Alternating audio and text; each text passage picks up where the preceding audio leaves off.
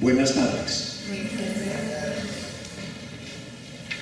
Cuando me invitaron a este encuentro y en el correo decía que el nombre del mismo eran los maestros vuelven a su casa, en lo de casa recordé dos cosas. La primera del siglo XIX,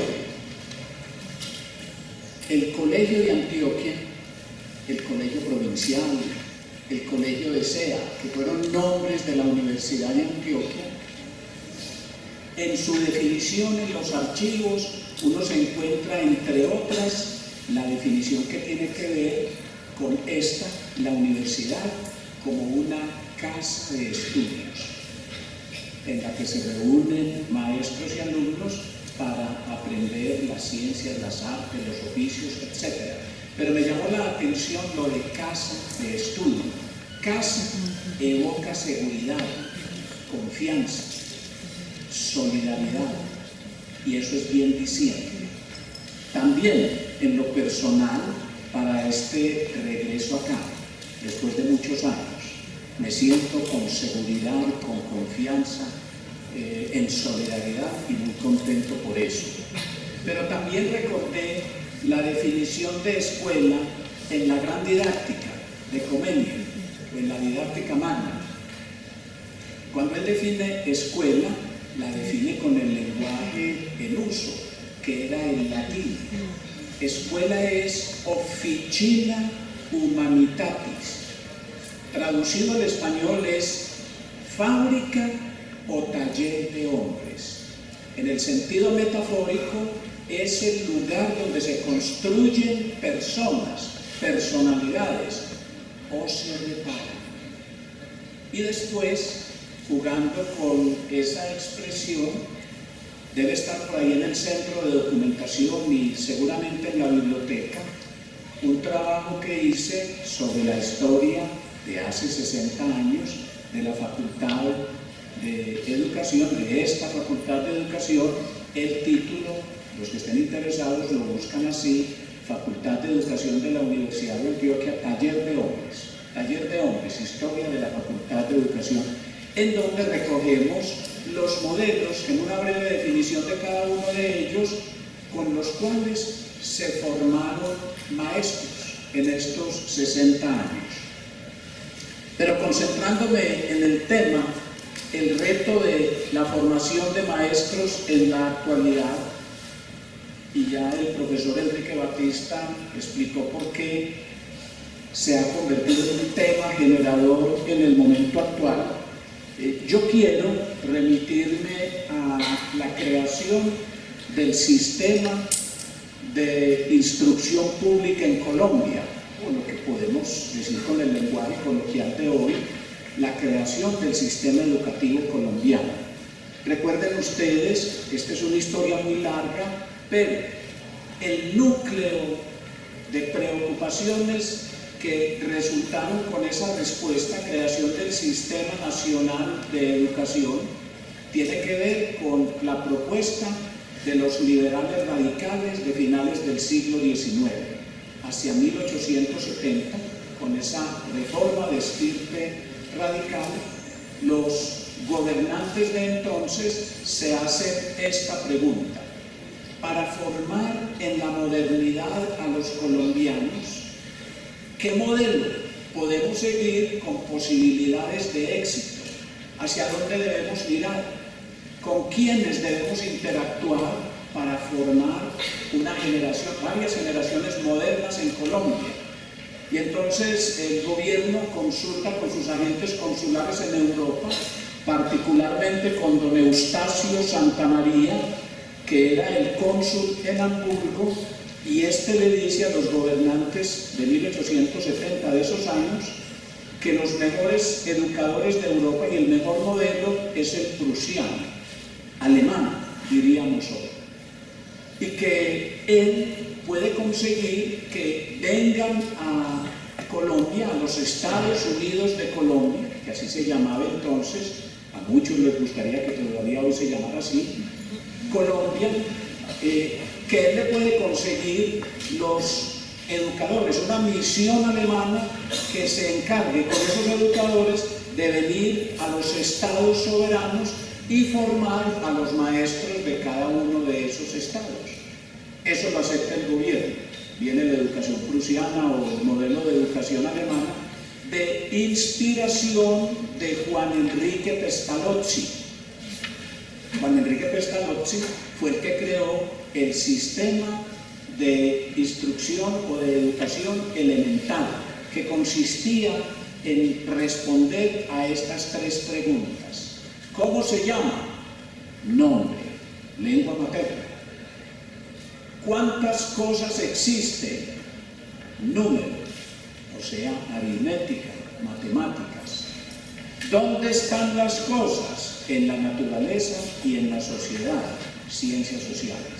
Y eso lo completaron con algún sentido con la formación religiosa, que para entonces era la que llenaba las necesidades de la formación ética. Ese modelo de la educación elemental, español, aritmética, ciencias naturales y sociales y religión, imperó en nuestro sistema educativo colombiano hasta los años 60, exactamente hasta la reforma educativa de 1963, pero los efectos se siguieron sintiendo. Yo soy un resultado de esa formación. Yo hice mi primaria a mediados de los años 50, en ese modelo de la educación elemental. La consigna pedagógica que resumía teóricamente el modelo pestalozziano que llegó a Colombia se expresaba en estas tres palabras. En educación de lo que se trata es de formar cabeza, corazón y manos. Es decir, la inteligencia, la solidaridad y las habilidades o destrezas y más odiernamente las competencias. Pues bien, siguiendo esa lógica de lo que se esperaba, así, en consecuencia, se formó al maestro. Respondiendo a esa consigna y a ese resumen que les he hecho del modelo de la educación elemental, fue que se formaron los maestros. Hoy, esa consigna pedagógica, formar cabeza, corazón y manos, se expresa, bueno, hasta hace poco, se expresaba en lo que se llamó entre los años 80 y 90 la educación o la formación integral, que en resumen escogía expresarse con esta proposición. En educación de lo que se trata es de formar personas íntegras, ciudadanos cabales y seres humanos competentes, la formación integral. Y eso también guió las preocupaciones nacionales del Ministerio de Educación y de las facultades de educación para su modelo de formación. Yo quiero desmenuzar brevemente para recordarles a ustedes lo que ya saben.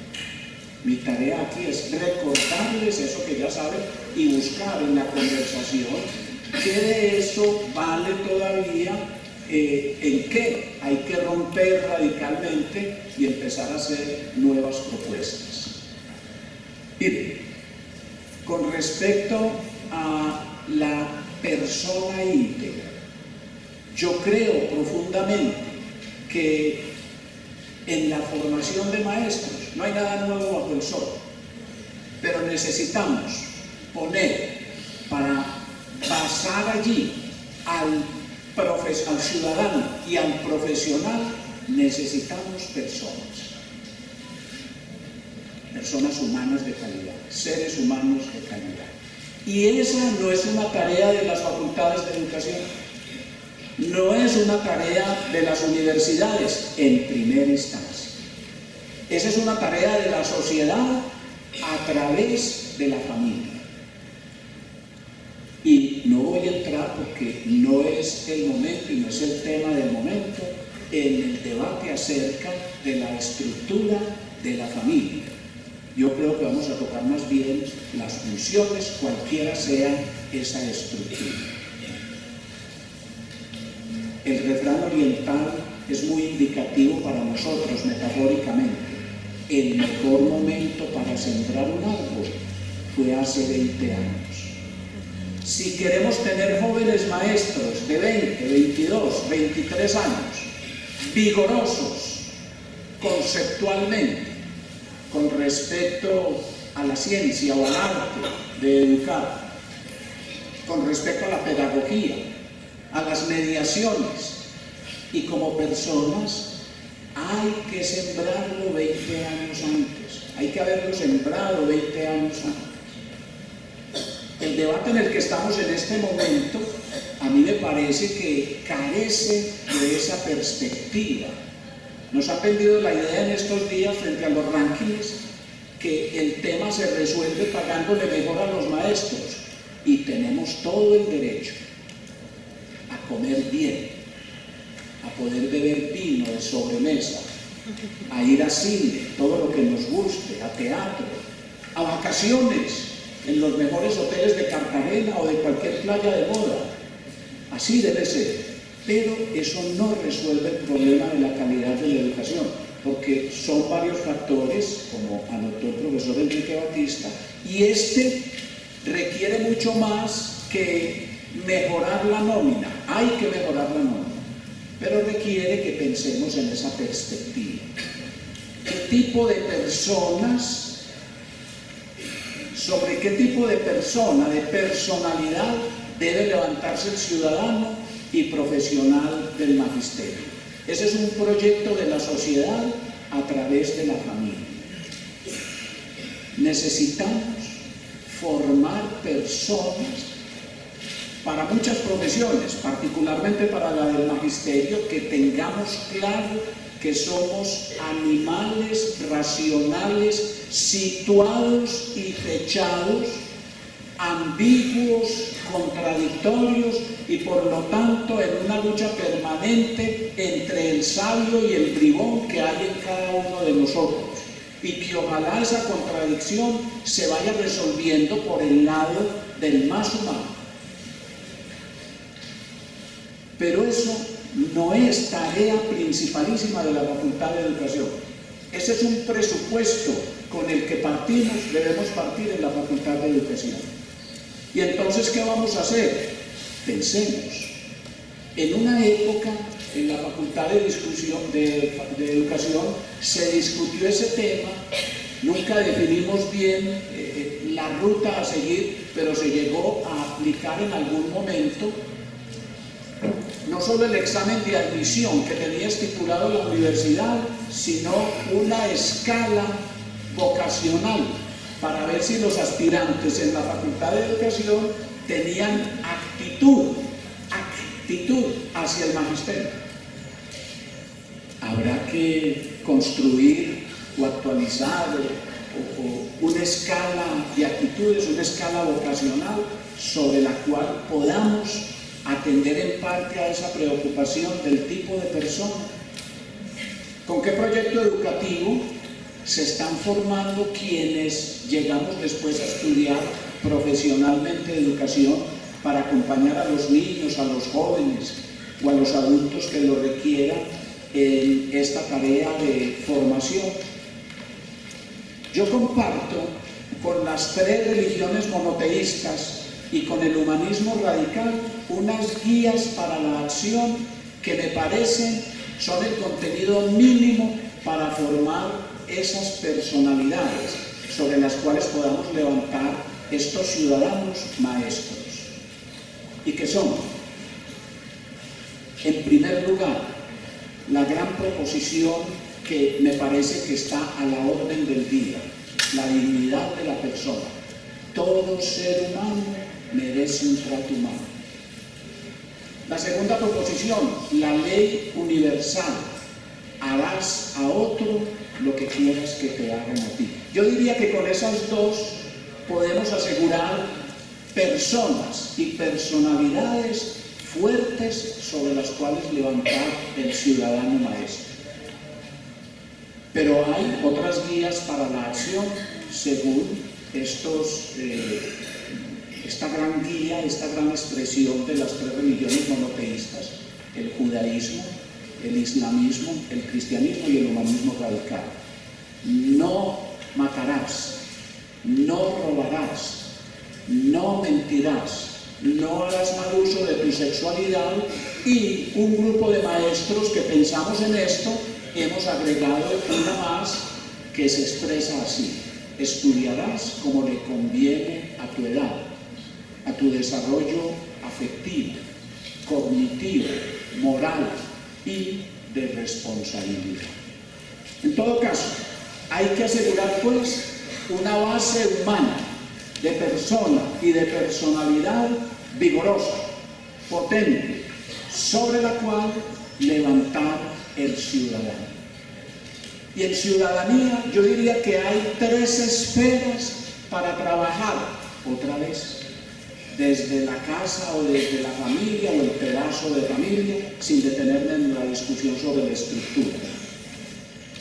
La ciudadanía se forma en 3 esferas. La esfera de la estética, la esfera del buen trato, del trato digno, que tiene que ver con el comportamiento educado, cívico. La esfera de lo moral, que tiene que ver con el respeto al otro, a su entorno, a la naturaleza, que tiene que ver con el discernimiento sobre el bien y sobre el mal, sobre lo bueno y sobre lo malo, sobre lo bello y sobre lo feo. Y la esfera de lo propiamente político, lo que tiene que ver con el tema del poder y del Estado y de la organización del Estado.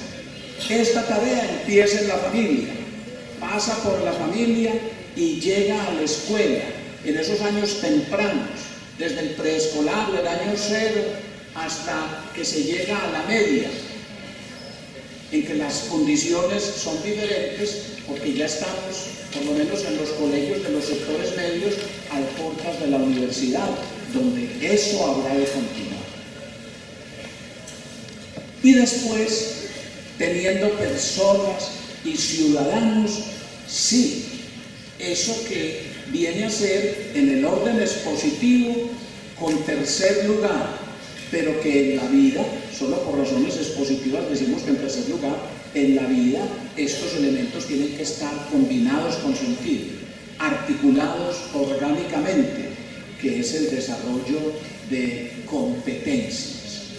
Pero yo diría que el profesor Enrique Batista nos ha puesto en guardia contra esa concepción utilitarista, inmediatista y excesivamente pragmática de las competencias, porque las competencias son mucho más que saber hacer en contexto.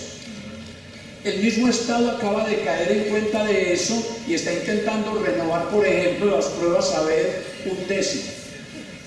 Ya están hablando de una primera gran área en la que nos vamos a proponer, dicen ellos, la lectura crítica. Han ido descubriendo que no se trata de saber hacer, se trata de saber ser, de saber convivir, de saber hacer transformando la realidad. Y eso implica, como decía la propuesta pedagógica de Kant, formar en la mayoría de edad. Para tener competencias con sentido, esas competencias han de ser características, han de identificar al que piensa por cuenta propia, al que reflexiona, al que critica, al que participa, al que se responsabiliza, que es el mayor de edad. Y yo voy más allá, no se trata pues de la definición del ideal pedagógico de Kant en la perspectiva individualista, sino que yo pienso que ese mayor de edad tiene que ser en la comunidad, en la colectividad, en el vecindario, en la ciudad, en la región, en el país, en el mundo. Y ahí sí podemos poner una serie de areanas, de añadidos, que tienen sentido según la realidad.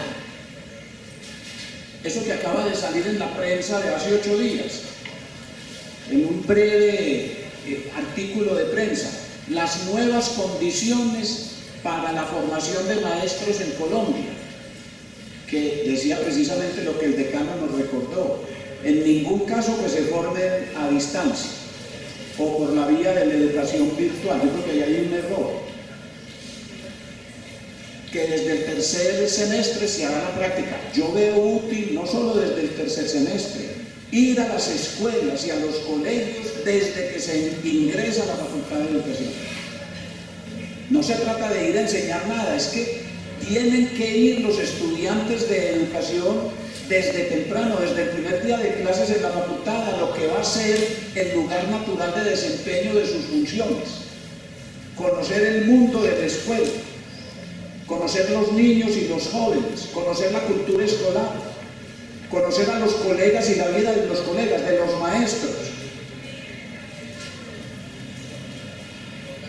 que tendrán que ser expertos, eso tiene razón, en las nuevas tecnologías, sin olvidar lo que decía un gran físico, Einstein, a finales de su vida: el problema de la educación no es de medios, sino de fines.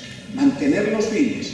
Los medios son medios, son relativos, son importantes hoy en día. Y entonces en el artículo decía que la ministra había puesto como una condición de los nuevos maestros el manejo de las nuevas tecnologías y el inglés.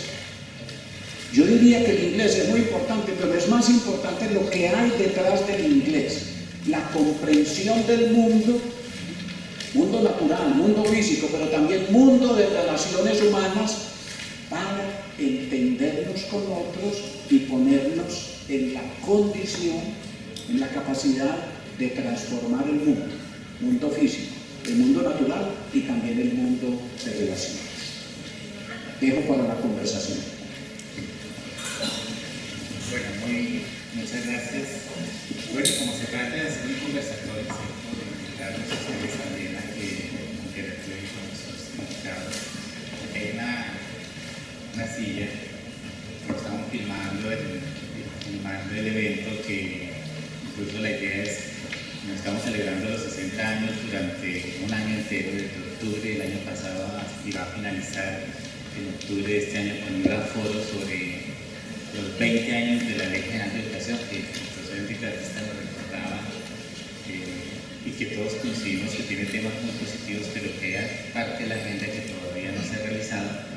Aspiramos nosotros al finalizar el año poder tener toda esta memoria, ¿cierto?, fílmica, visual, los textos que hemos producido, como una especie de legado de esta generación que celebró sus 60 años y que reflexionó sobre la educación, sobre la facultad y la formación de maestros.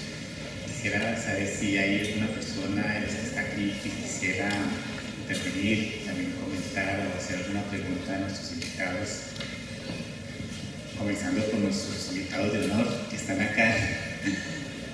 Si quieres venir acá y hacer la pregunta para que se escuche.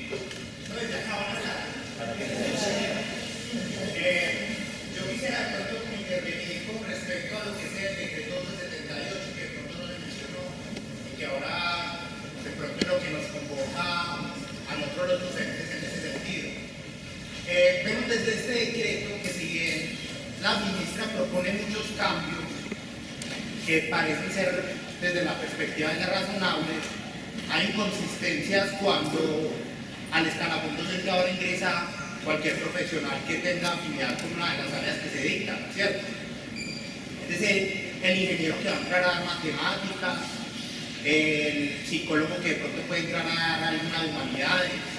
Entonces son como esas inconsistencias las que yo noto ahí y que veo que de pronto las facultades de educación no se manifiestan frente a ese aspecto, porque vimos que ya, por ejemplo, educación especial entró a desaparecer porque ya los muchachos con necesidades educativas especiales ingresan a las aulas regulares, ya que maestras de apoyo ya no va a haber en las instituciones. Un aspecto ahí y que pasó desapercibido, se fueron las educadoras especiales. Otra cosa que de pronto aparece ahí es la que el maestro se debe mover en lo que es el saber pedagógico y disciplinar. Y cómo cuando un profesional entra el saber pedagógico se ve reducido a un simple curso de pedagogía que se paga en una universidad para estar en requisito. Entonces ahí es donde de pronto quiero yo que se discutiera un poquito respecto a ese elemento de lo que es el saber pedagógico en la formación de maestros, cuando hay un decreto de profesionalización docente que separa al gremio y que además permite la entrada de personas que no están de pronto moviéndose en lo que es el saber pedagógico. ¿Les parece que les propongo esta metodología que escuchamos varias intervenciones y después entonces nuestros invitados pueden responder a aquellas que en realidad responden? Sí, me repiten acá, profesor, pasa acá al tablero, porque necesitamos que el registro como una contribución. Yo sé que esto incluso después va a ser de mucha utilidad para todos nosotros en las aulas de clase y con nuestros estudiantes. Entonces, profesor. Muy buenas tardes. Mi nombre es Pedro Rentería, maestro hace 38 años. Ya jubilado, llevo 23 años en la Facultad de Educación. Y a partir de julio también me despido, porque hay que darles el paso a las nuevas generaciones. Estoy dándole la información por si me van a hacer una tortilla por ahí. Voy a comenzar mi intervención con una anécdota. Mire, tuve la fortuna de pertenecer al grupo de reestructuración de las escuelas normales en Antioquia, proyecto que lideró en Antioquia el profesor Jesús Alberto Echeverri. Y cuando andábamos en el periplo por todas las normales de Antioquia, tuvimos una experiencia muy especial. Preguntábamos a los maestros, porque recuerdan ustedes que en el 95 había la diversificación de la educación, donde los maestros eran bachilleres pedagógicos, es decir, el bachillerato también formaba maestros. Entonces le preguntamos a la maestra, ¿usted cómo hacen para clasificar a los muchachos que van a formarse para maestros? ¿Cómo hacen para...? ¿Qué le preguntan en la entrevista? Una de ellas se levantó y dijo, no, yo le soy muy franco. A los muchachos más inteligentes les aconsejo que no se metan para el magisterio, que estudien otra cosa, que vayan a Medellín y hagan una ingeniería. Entonces nosotros nos fuimos a pensar, nos quedamos pasmados, obviamente. Si en el imaginario colectivo de los maestros está el que para ser maestro no debe ser inteligente, entonces, ¿qué no pensarán los otros? Dios mío.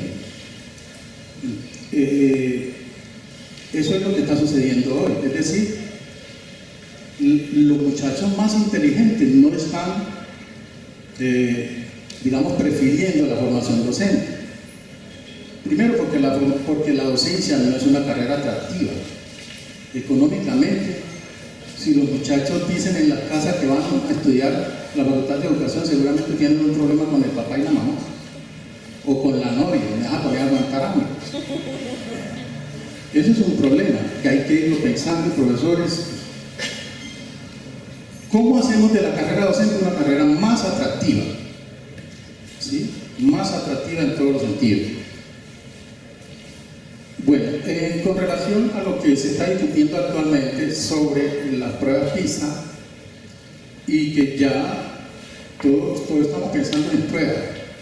Las pruebas nos preocupan.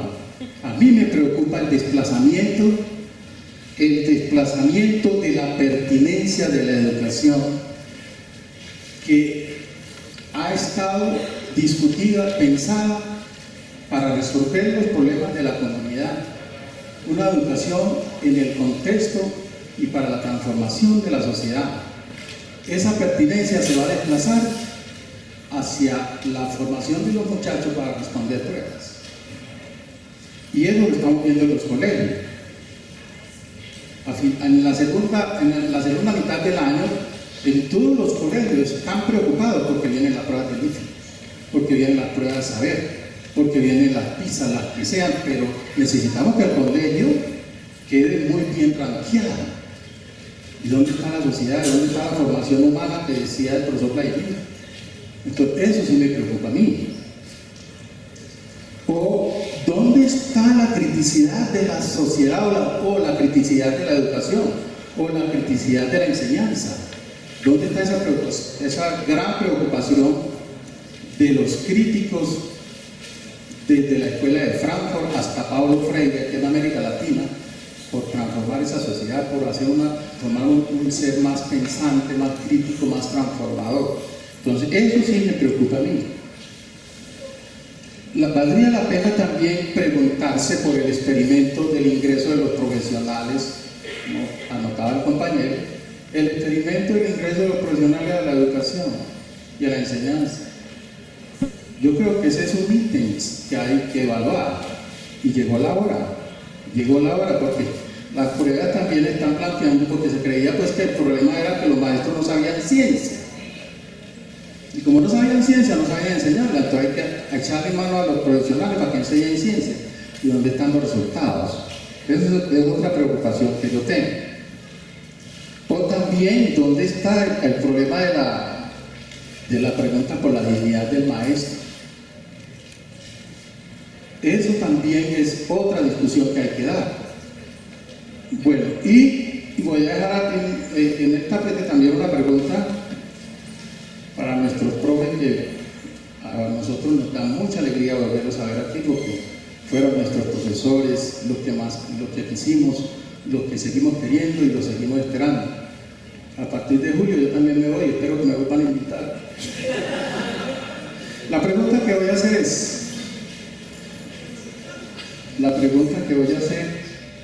es, hombre, ¿por qué los maestros que llegan a la mayoría de edad, pues de las dos maneras, cronológica y kantiana, ¿por qué los maestros que llegan a la mayoría de edad se retiran de la educación cuando llegan a esa mayoría de edad? Cuando ahí es donde lo necesitamos. Les agradezco mucho. Muchas gracias. ¿Otra persona que quiera?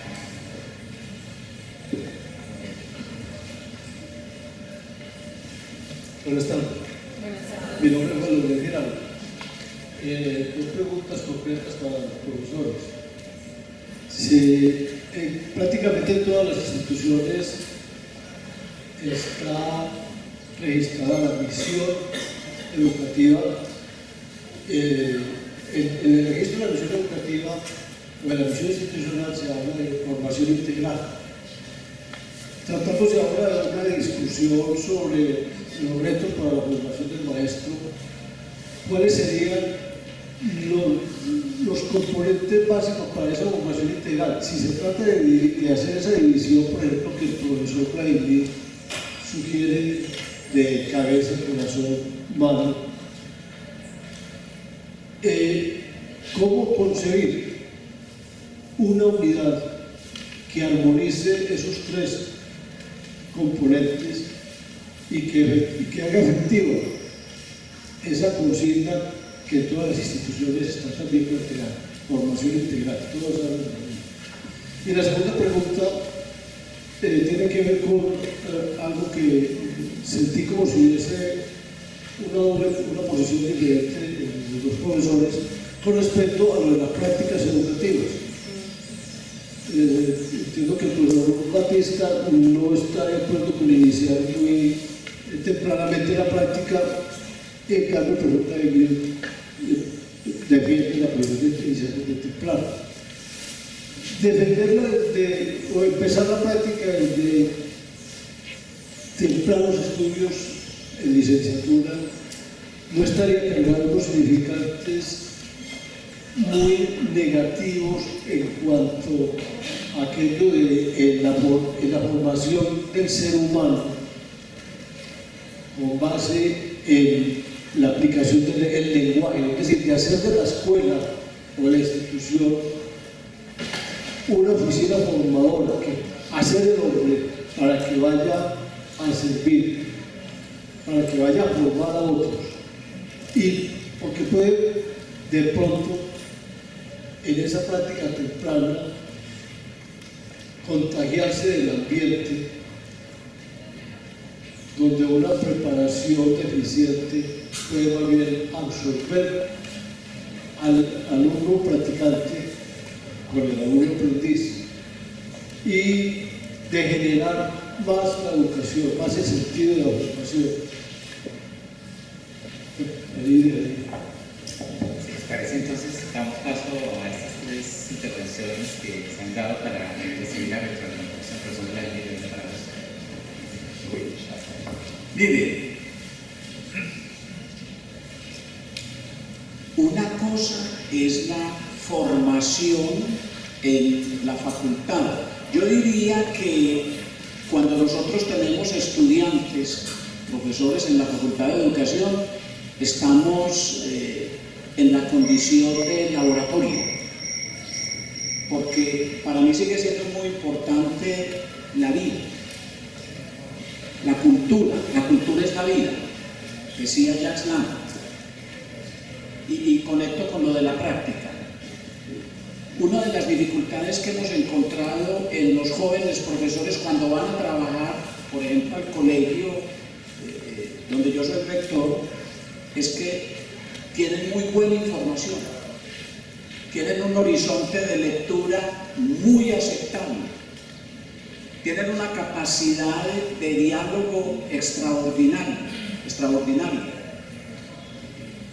conocen y están en el horizonte de la discusión, pero en la práctica, en el contacto cotidiano, diario, en el acompañamiento a los estudiantes, más que para enseñarles, en ese acompañamiento para el aprendizaje activo, encontramos muchas dificultades. No conocen bien la cultura escolar, no logran ubicarse rápidamente en la lógica de funcionamiento y de exigencias reglamentarias y vitales de los muchachos.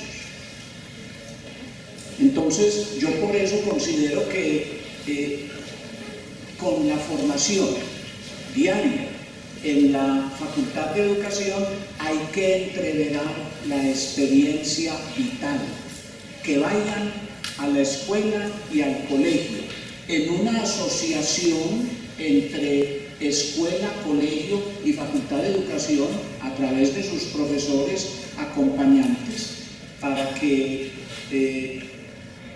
de mayor a menor, de más a menos, vayan acompañando, de manera que cuando vamos terminando la formación en la Facultad de Educación ya no sea tan necesario que vaya el profesor de práctica, porque se supone que se ha acompañado bien y con la colaboración de la escuela y el colegio se ha permitido que ese estudiante practicante crezca y se haya convertido en uno más de la cultura escolar. Hoy estamos en una sociedad meritocrática. Hoy todo se decide con base a ejecutorias. Todo está sometido a concurso, a examen, a evaluación. Eso es inevitable. Un escalafón es un contenido, un conjunto de reglas para presentar exámenes y ver si se superaron los exámenes o no. Eso es inevitable. Entonces, los escalafones yo creo que tienen que garantizarle al maestro la inscripción en el servicio y un paso sereno, pero creciendo humana y profesionalmente en el servicio. Y creo que debe tener un reconocimiento en salario monetario y en salario en gratificaciones y en reconocimiento social que le permitan al profesional del magisterio realizarse a plenitud. Pero aquí yo lo pongo pues a la conversación, a la discusión. Yo sí creo que necesitamos en las facultades de educación formar matemáticos como los mejores, profesores de lengua materna como los mejores, profesores de inglés que dominan el inglés, la gramática, que dominan todas todas las exigencias de una segunda lengua. Lo mismo que el filósofo, el epistemólogo. Y yo no sé si eso nos sirve en la Facultad de Educación o en una universidad como esta. Nos repartimos las funciones con la Facultad de Ciencias, con la Escuela de Idiomas, con la Facultad de Ciencias Sociales, pero necesitamos en esa perspectiva integral que nuestros profesores, nuevos profesores, sean expertos en desarrollo humano, en desarrollo social, en pedagogía, en la lógica de saber formar enseñando y saber enseñar formando. Para decirles pues que cuando hablo de pedagogía estoy hablando también de las mediaciones, de didáctica, de metodologías y el saber específico. Y todo eso amarrado por la ética. Todo eso amarrado por ese trasfondo al que aludía yo en la primera y segunda dimensión: persona íntegra, persona y personalidad y ciudadana. Yo creo que con eso respondo también a lo de Leonel. ¿Cómo hacerlo? Leonel, los planes y los programas están.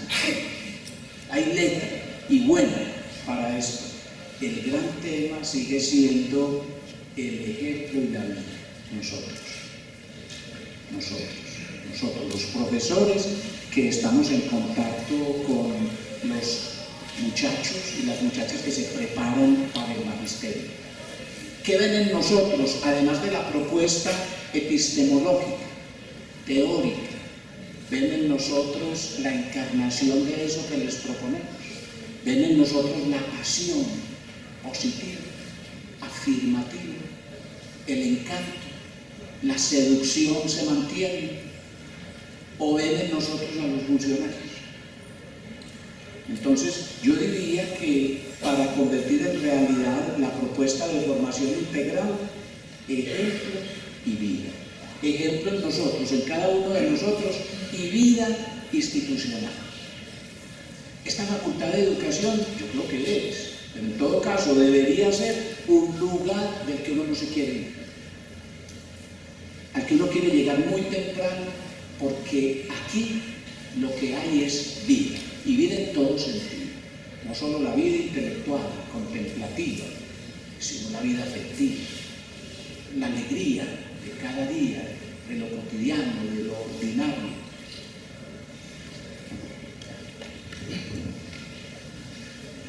Quiero empezar a comentar por el decreto 1278, que hubo una omisión cuando mencionamos el otro estatuto profesoral. El 2277 fue el 79, que fue el que mencionamos, y el 1278 del 2002. Es parte de lo que hay que lograr, y asumo que es a lo que se está llegando a un acuerdo, según parece, con el Ministerio de Educación, con un estatuto único de profesionalización, otra vez, y dignificación de la labor del profesor.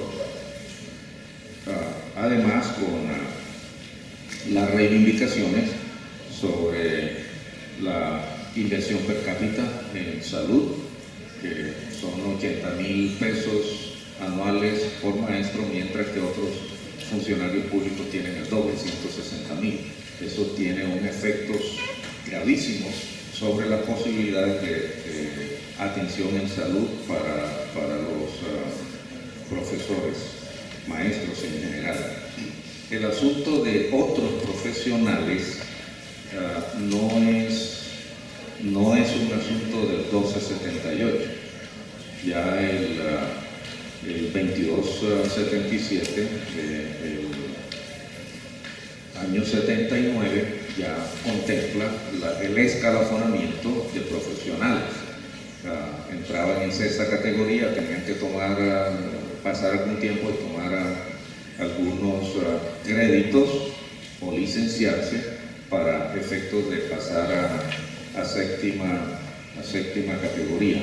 Personalmente no soy refractario a la idea de que otros profesionales que puedan tener la riqueza interior para ser maestros devengan en nuestra profesión y se inmiscuyan en ellas con sus aportes. El otro asunto grave del 1278 tiene que ver con el sistema denominado de evaluación por competencias, definido como algo así. Solo hay, voy a poner una cifra, solo hay $1 millón para pagar ascensos en el escalafón y por este año, y por lo tanto solo podemos gastar $1 millón, lo cual viola, en primer lugar, el derecho a la igualdad, pero también el derecho a que se le reconozca los méritos. Y esta evaluación por competencia, en que el profesor debe sacar un puntaje del 80%, aparte de ser arbitrario, es injusto. Y de otra parte, porque voy a decir esto y después me voy a referir a la supuesta diferencia en el concepto de competencia con el profesor Vladimir, y es que no es verdad que la prueba saber y la prueba de CAE miran competencia. Ustedes miran las preguntas que se elaboran ahí, no tiene nada que ver con el concepto de competencia, entre otras cosas que el concepto de competencia existe en el sector educativo desde 1850, allá, en la época de la revolución industrial, cuando el sector productivo requería gente que tuviera determinadas competencias. Y de paso, la competencia o se tiene o no se tiene, de lo contrario no es competencia. De tal manera, pongamos un ejemplo: una enfermera o sabe poner una intravenosa o no la sabe poner, pero que la pone bien en 75% de los casos, por lo tanto tiene una calificación de 370, no puede ser. De tal manera que nos metimos y se metió el sector educativo en un alboroto sobre esto. En eso han metido a los maestros en estos exámenes de evaluación por competencia. A un maestro lo ordena la ley 115, se le califica por su contribución al proyecto educativo institucional. Nada de esto se hace. Cuando se califican a los maestros del 1278 para efectos de ascenso, no hay nada sobre su producción académica, elaboración de módulos, elaboración de texto, guías didácticas, contribución al mejoramiento ambiental social de la institución, desarrollo de páginas web, software, nada que tenga que ver con el hacer, el creer y el pensar y el vivir del maestro. De tal manera que en ese sentido comparto muy bien las observaciones que ustedes tienen. Tú mencionabas a los bachilleres que no quieren entrar a nuestra profesión por muchas razones. Tú mencionaste una de ellas que tiene que ver con el posicionamiento social de la profesión, los continuos asuntos de paro, de quejas y demás van configurando una idea de que no es un ambiente propicio, atractivo para los demás, y la Fundación Compartir trae una propuesta, creo que es la segunda, en donde dice solo los mejores bachilleres para la educación, para la Facultad de Educación. Eso es fácil decirlo, muy difícil hacerlo, que es que se van a dar becas y demás, no necesariamente, si no hay antes una dignificación que también aparece en la propuesta de Compartir en este sentido. Con respecto a los resultados de PISA, tengamos en cuenta como dos asuntos. Uno es que el énfasis de la prueba esta de PISA, que pasó para estudiantes de 15 y 16 años, dependiendo del sector educativo, los grados no necesariamente coinciden, está centrado en matemáticas y de paso toca los asuntos asociados a solución de problemas, lectura y ciencia, y por separado en algunos países se midió alfabetización financiera. O sea, es una propuesta centrada en matemáticas.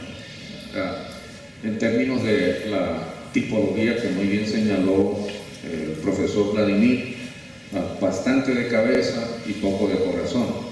Es decir, ¿en qué sentido estamos formando buenos ciudadanos? personas que sean capaces de apreciar el arte, que sean capaces de vivir o convivir, de personas que sean capaces de crear. Si nosotros en Medellín tenemos un proyecto de bandas escolares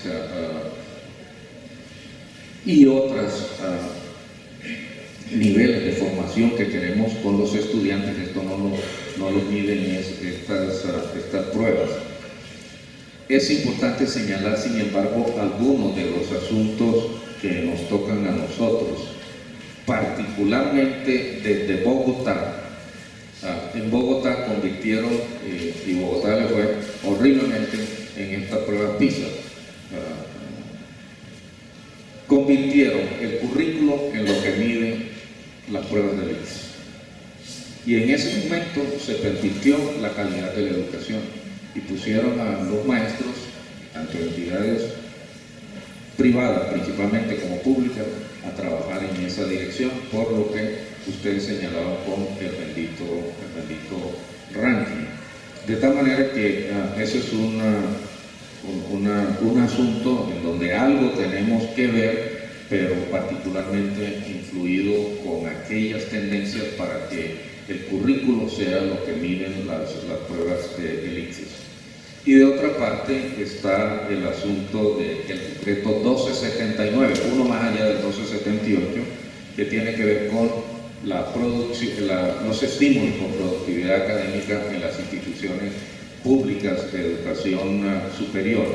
Ahí se ha puesto un énfasis en investigación para los puntajes, o sea, para salario, y una énfasis en investigación para publicar en revistas indizadas, no para publicar en educación y cultura que le llega a los maestros, no para publicaciones que resulten en transformaciones en la práctica pedagógica, porque hay que publicar en una revista internacional indizada que entre otras cosas me da más puntos para el escalafón, pero que pierdo la audiencia principal para la cual estamos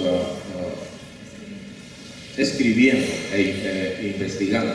Esa es una perversión monetaria en que se ha incurrido en los ambientes universitarios.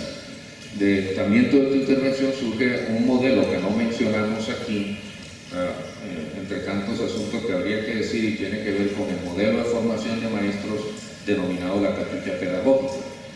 Es decir, tomen los cursos de idiomas, de ciencias, de sociales y demás, y vengan y tomen tantos créditos de educación.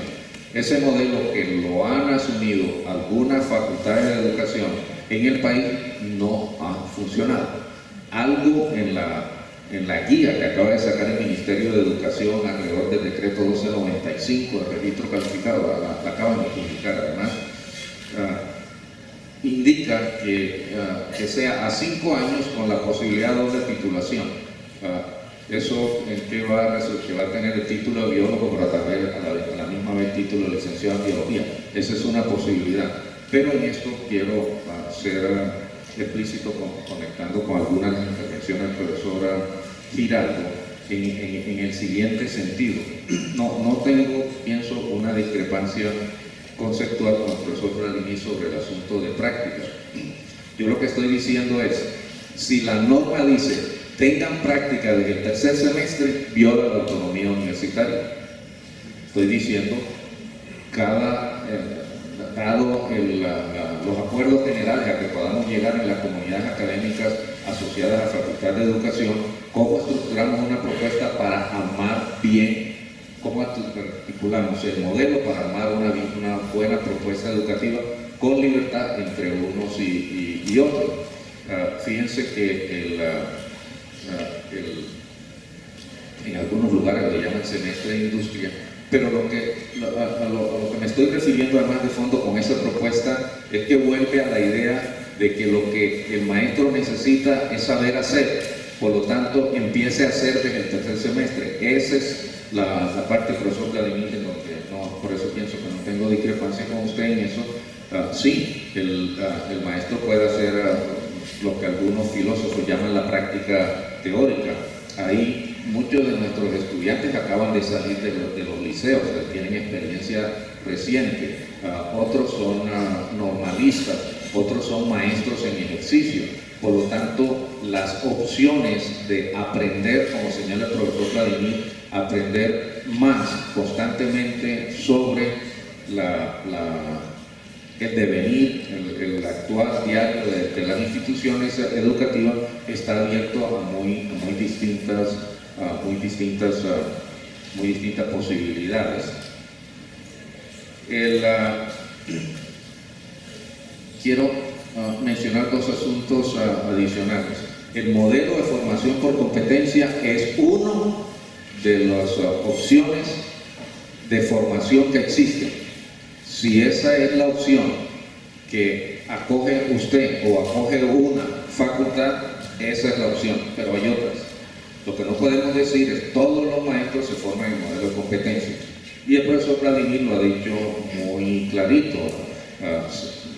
Yo no tengo problema con el voquible competencia ni con ser competente, sino el de formar en competencias laborales para hacer, en lugar de para pensar, para transformar, para apreciar y demás. Y con el alboroto desde el ICFES de que las competencias eran propositivas, argumentativas y demás, y que todo el mundo encuadraba dentro del esquema mental y teórico del director del ICFES en ese momento.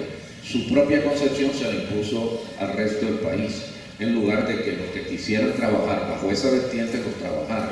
Pero yo no puedo decirle, decano, a usted no le puede decir a un profesor, de aquí en adelante no trabaje con pensamiento sistémico, sino trabaje por competencia. Pero ¿eso qué es? ¿Cuándo aprendo eso y demás? Hay algo esencial que es la libertad de cátedra. Pero de otra parte, competencia en el modelo Turing de la Unión Europea, la que se deriva de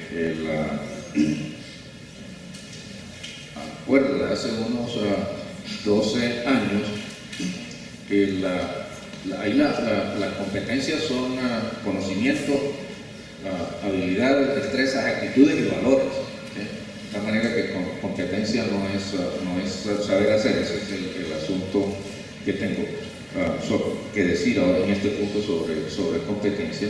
Y dos asuntos más en los que yo pienso que tenemos algo de responsabilidad los educadores. En algún momento salió el embeleco de que la evaluación es cualitativa.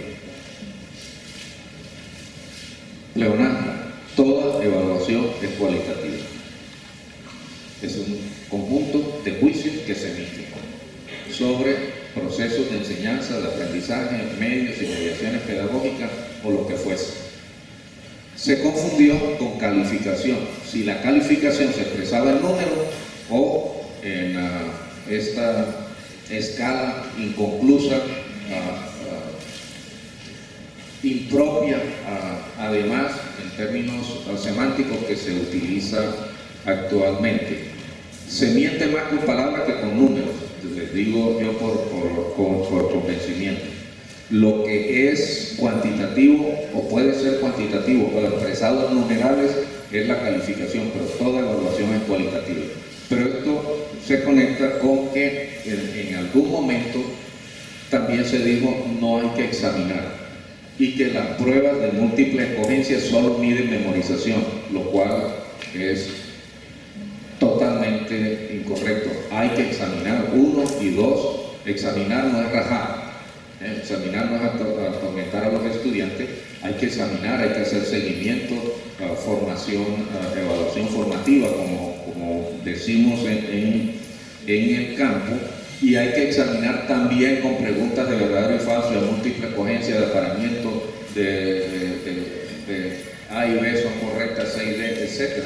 Por eso cuando nuestros estudiantes toman estas pruebas internacionales no tienen lo que en inglés llaman test wiseness, sapiencia para presentar exámenes. Esa habilidad o competencia, si lo quieren denominar así, hay que desarrollarla, hay que examinar y hay que examinar también con este tipo de pruebas. Quería anotar eso, Voy a robar 5 minuticos, pero porque quisiera invitar al profesor Chico Timaná, profesor Chico, por acá, por favor. Y con esto quisiera cerrar, lamento mucho no poder dar más la palabra, pero es que hay un tema que aquí en la facultad estamos abordando. En la última admisión se nos presentaron 1.600 aspirantes, cosa que habla muy bien del sector, ¿cierto? Ya hay gente interesada en ingresar a la facultad de educación, pero el examen de admisión, que el profesor Enrique Batista lo conoce muy bien porque fue director de la oficina de admisiones de la Universidad de Antioquia, además de haber sido decano de la facultad, prácticamente en las últimas décadas no ha cambiado, ¿cierto? De esos 1.600 aspirantes aprobaron en primera opción ingresaron a la facultad 106, o sea, alrededor del 7%. La universidad conformó los grupos, las 7 licenciaturas por segunda opción, completando 340 cupos que ofertó la facultad.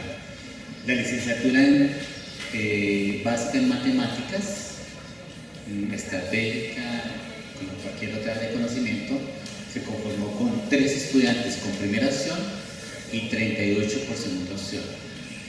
La pregunta es, necesitamos cambiar el examen de admisión, pero ¿qué características tendría ese examen? Yo por eso invitaba aquí al profesor Keiko, que fue decano, para que nos ganara su reflexión, pero también quisiera escuchar a la profesora Vladimir y la profesora Enrique. A ver, en buena hora pues que la Facultad de Educación nos invita a este conversatorio. La conversación es de lo más saludable, es lo que más disfruta uno, y pues la Facultad de Educación como facultad humanista debe ser el espacio de la excelente conversación. Quiero hacer esta observación. Estamos en un momento en donde pienso se inicia apenas el calentamiento, como para los mundiales, de comenzar a entender en Colombia que realmente la educación es el motor de la transformación de una sociedad. Y no es una palabra literaria, es que países que hace 20 y 30 años estaban por debajo de Colombia, hoy están de primeros en el mundo. Luego sí se puede por un lado, y segundo, que sí es por aquí, por la educación. Los candidatos han abordado superficialmente, los candidatos presidenciales, han abordado superficialmente el problema tan complejo de lo que están tratando de hablar. Y me temo es que en este desarrollo del proceso organizativo de la educación, en este país no se ha hecho más sino parchar. Es lleno de parcheos, sin evaluaciones previas, sin análisis de lo que ha sido realmente el devenir de la historia de la educación, y a esto apliquémosle otro decreto, otra resolución y otro parche por consiguiente. Para mí, y eso sería lo que invito, y lo estoy haciendo en algunos escritos, en algunos periódicos y revistas, y continuaré haciéndolo, el problema es básico y sustancial para la nación colombiana. Y el problema tiene que ver, sí, con la formación de maestros, pero no se queda ahí. Yo le pondría un nombre. La formación de maestros es la piedra valiosa de la corona, pero no es la corona. Es el eslabón clave de la cadena, pero no es la cadena. Y trato de dar algunos elementos hacia, perdonen que abuse y ya lo tarde me da temor de que esté abusando con ustedes. ¿Por qué Finlandia hoy figura primero o segunda posición en el mundo? Porque hay unos antecedentes, y si no se conoce esa historia uno se pierde. En el siglo XVI llega toda la revolución de conocimiento luterano y fija un principio, y es que el que quiere salvarse tiene que leer las Sagradas Escrituras e interpretarlas y asumir un concepto sobre ellas. Para poderlas leer tiene que aprender a leer. y a la vez escribir. Siglo XVI. Y me parece que uno de esos obispos de la Iglesia Luterana todavía fue más perspicaz. Dijo, el que se quiera casar tiene que saber leer y escribir. ¿Qué tal que eso lo hubieran hecho con Colombia? ¿Cómo hubiéramos avanzado pues? Entonces desde allá viene jalonando de que para salvar el alma hay que aprender a leer y escribir. Y oiga esta otra perla. En el año 1900 en Colombia, el 90% del pueblo colombiano era analfabeta. El 90%. El otro viene jalonando desde el siglo XVI y entendiendo que está tocando una parte muy álgida, que es la religión y que es el sentimiento, la vocación, la exigencia, y es por la educación en la lectura y la escritura.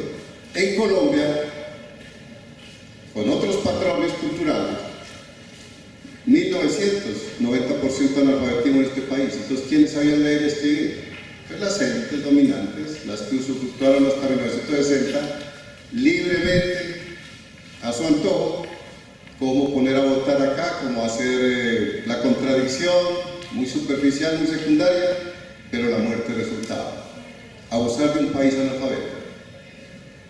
Pero después de 1960, que en buena hora cae la cobertura total en primaria, se levanta esa bandera, en buena hora, y cada vez se acentúa y tenemos que ser capaces de llevarla a estadios superiores. El país es otro en este momento.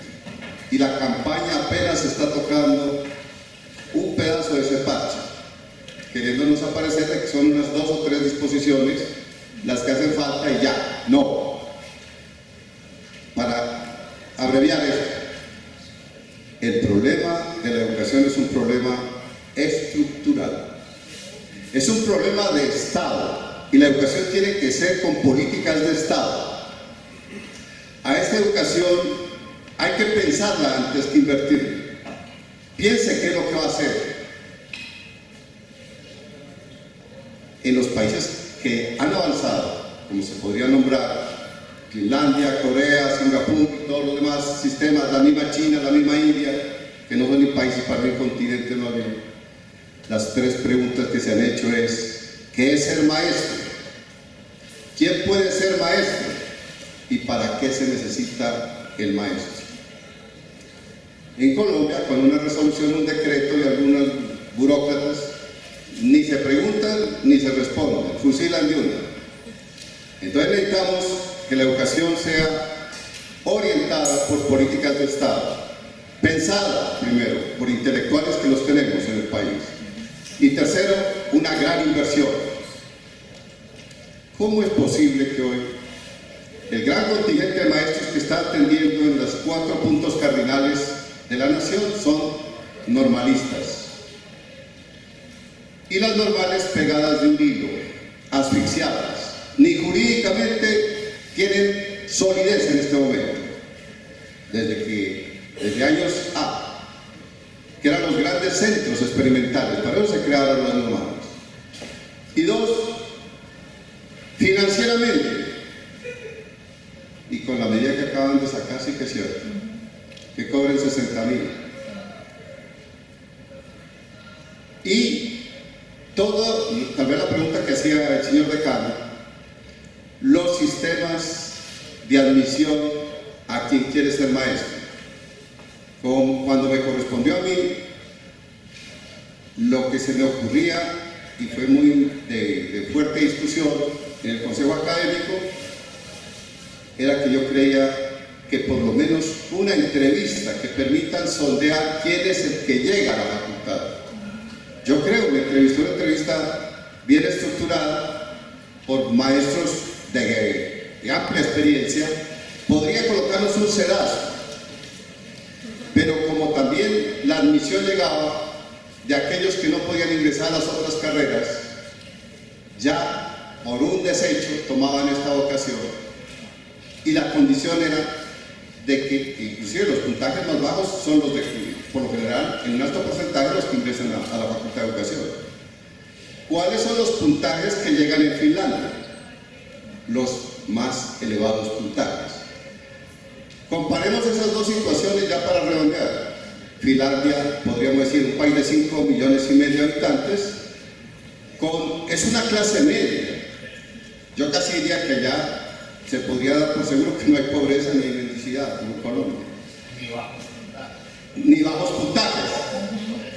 puntajes. Y en Colombia, de los 46 millones, las estadísticas registran el 46% de pobreza. En estos días en campaña el presidente dijo que eso había bajado a 36, ojalá sea cierto, y 7 millones de indigencia. A partir de esa realidad concreta, ¿quiénes están pensando en ser maestros? ¿Quiénes pueden aspirar a esta carrera? Ahora, el problema no es de que el que tenga plata es inteligente y el pobre es bruto, no. El problema es tener claridad qué es maestro, para qué lo requerimos y cómo lo debemos formar. Y después de eso, pues yo creo que en una sociedad tan desigual y tan dispareja como esta colombiana, habría que crear los mejores incentivos para que esos cerebros,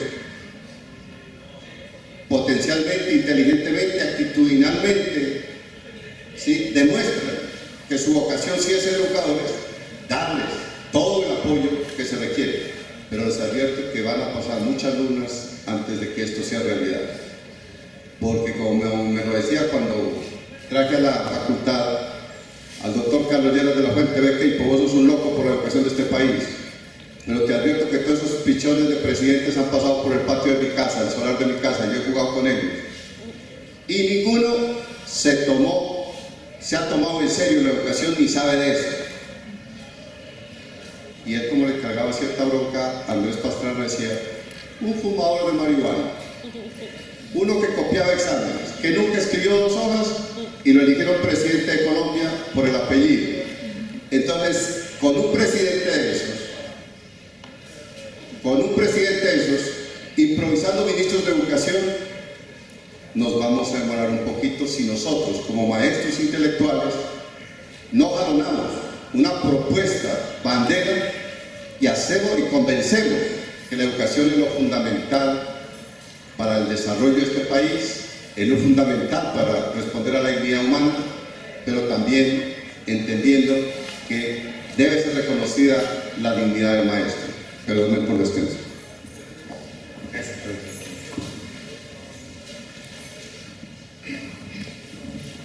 Con respecto a la pregunta específica, yo quiero hacer esta distinción.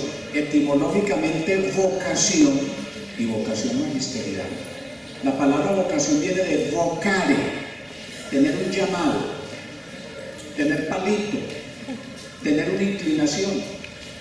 En los años 60, 70 todavía le decían a uno, usted tiene condiciones para enseñar, usted es un maestro. La vocación como un regalo, como una donación. Pero hoy, en esta modernidad y posmodernidad, la vocación es como el amor. Eso se construye, es una decisión, es tarea, es esfuerzo, es lucha. Muchachos y muchachas, si ustedes quieren ser buenos maestros, van a tener que renunciar a bailar los sábados y los domingos, solo el jueves. Porque es que el sábado y el domingo hay que leer, hay que estudiar, hay que escribir, hay que pensar. Es decir, escoger, la vocación es escoger, y escoger siempre implica renunciar. Entonces, yo creo que han ingresado, me dejaste con mucha ilusión, 106 en primera opción. Eso ya da pues una perspectiva esperanzadora, pero aún con los que llegaron en segunda instancia, de pronto hacer algo que no hicimos en nuestra época. Yo creo que hay que meter en el currículo, no en el pensum, unos retiros a la manera de lo que llamaban los jesuitas la tercera aprobación, que hacían como unos retiros a cierto tiempo. Yo sí soy para jesuita, yo sí soy para maestro.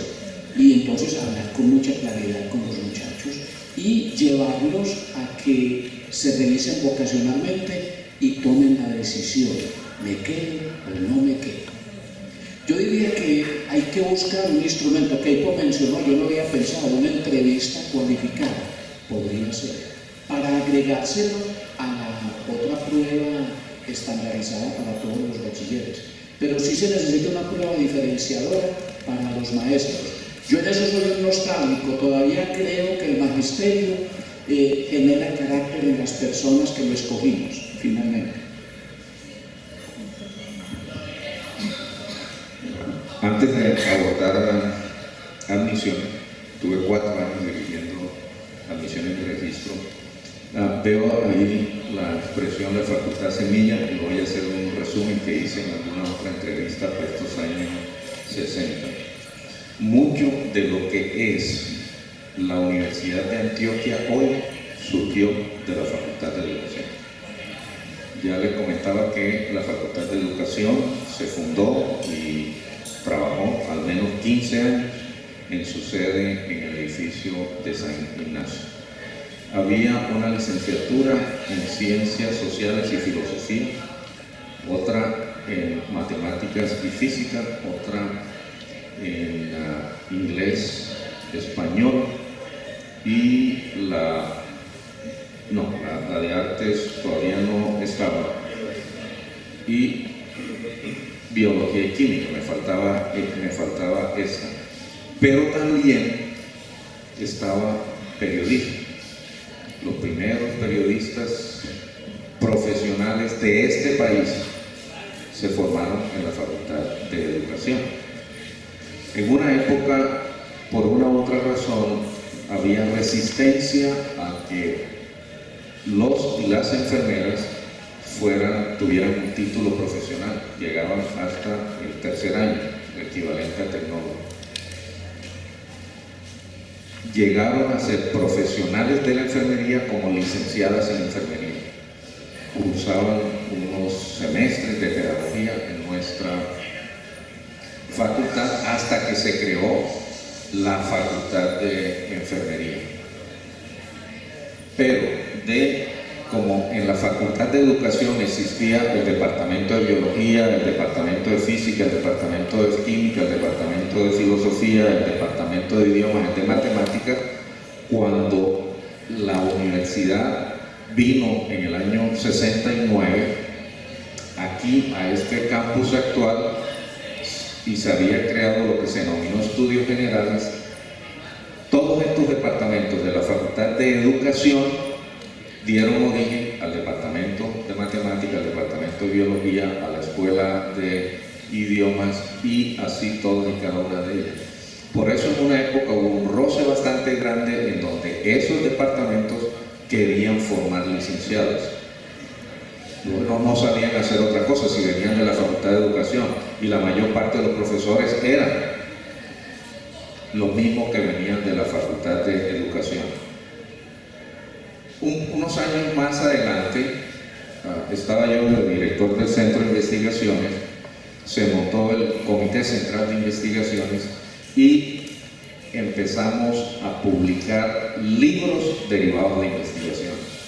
Facultad de Educación, Facultad de Ciencias Sociales, entre ellas Sociales y Humanidades, creo que era la denominación en esa época. Y entre las dos dimos origen al sello editorial que tiene la universidad en este momento. De tal manera que la Facultad de Ciencias, la Facultad de Sociales, la Escuela de Idiomas, Comunicación Social, el sello editorial tiene su origen en la semilla, en la Facultad de Educación nuestra. Y en una época en que aquí se produjo una crisis inmensa a raíz del asesinato de estudiantes y profesores, se ordenó una reestructuración curricular y en mitad de esa situación tan crítica, la facultad, Norbey me recordará de estos 20 programas, 18 programas, fuimos los primeros, y menciona Norbey porque Norbey dirigió este proceso de reestructuración curricular y dimos ejemplo a toda la universidad de que en ese periodo de receso era muy posible que la comunidad académica se pensara hacia adentro y reestructurar y reformar a sus programas, y en eso dimos unos buenos ejemplos a la universidad, de tal manera que somos semilla de lo que hoy es esta universidad. Para finalizar, hay opciones, voy a mencionar 3 diferentes para el asunto de admisiones. 2 de ellas están ensayadas. Cuando arrancamos aquí, por ahí en el año 84 o similar, profesor Morato, usted que estuvo liderando con otros colegas la formación a distancia, primera vez que se hacía de modo masivo en el país, los hicimos validar, no sé hasta qué momento, que lo que se denominaba el nivel introductorio equivaliera al examen de admisión.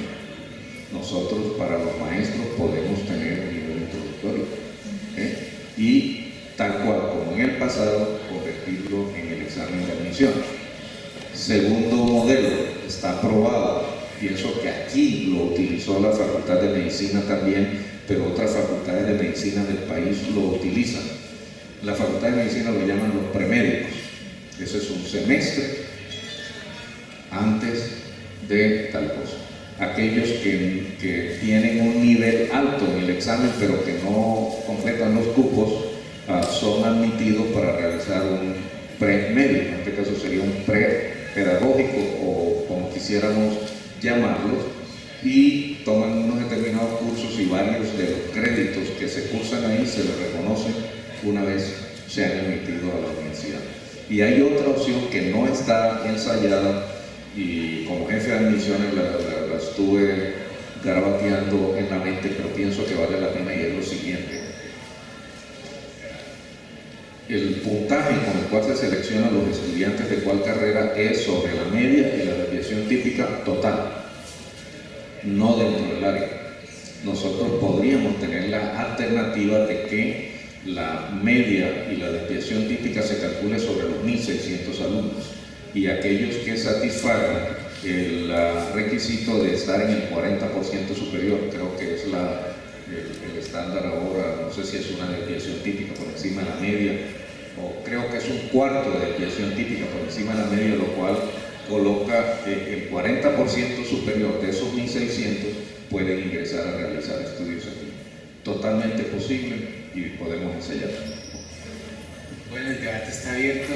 Muchas gracias a nuestros maestros que vuelven a la casa. Espero que no se olviden, y ojalá podamos institucionalizar este espacio que definitivamente, pues, creo que a nadie le queda la menor duda de su importancia.